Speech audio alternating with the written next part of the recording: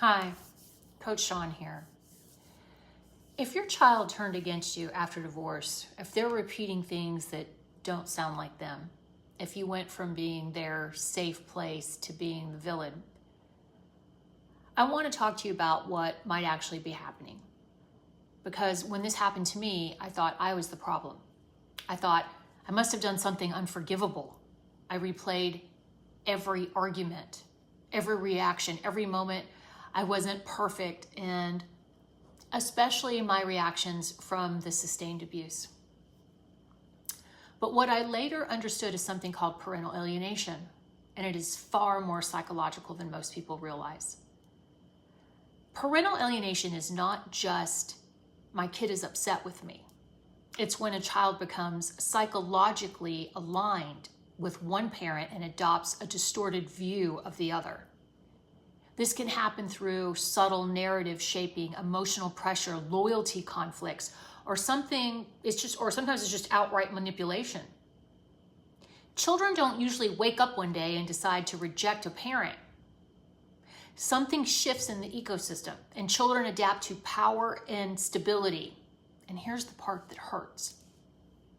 Children often align with the parent who feels safer emotionally. Not always the kindest, not always the most honest, but the one who appears more regulated, more confident, more certain. And of course they do, because they broke the shit out of you. You were treading through mud and just trying to hang on. If you were grieving and if you were dysregulated from abuse, you were reacting to prolonged abuse and stress. I'm sure you looked like the unstable one. How could you not? And they ran with it. Even if you were reacting to years of destabilization,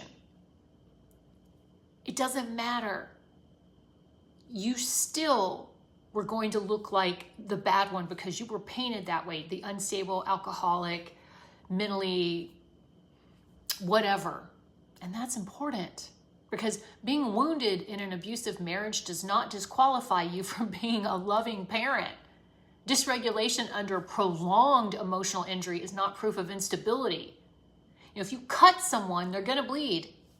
And bleeding is not the same thing as being broken or something wrong with you or unloving or abusive. It's not the same. They want to make it the same, and they teach your children that your reaction to their abuse was the problem. When alienation begins, children often fall into patterns. Some become fully aligned. They adopt the abusing parents, alienating parents' language and beliefs completely.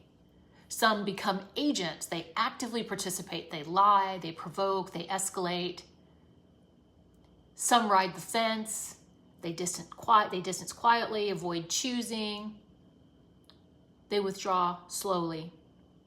And some appear empathy impaired, emotionally detached, showing no remorse.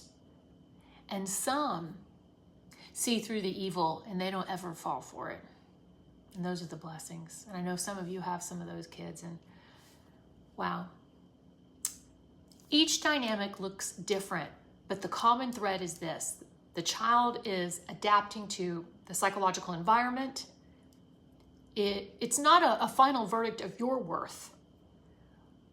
When this started happening in my life, I questioned everything about myself. And that's what alienation does. That's what abuse does. It makes you think you're the problem. If I had not said that, if I had not done that, he wouldn't have hit me, or he wouldn't have cheated, or he wouldn't have said those things, or no.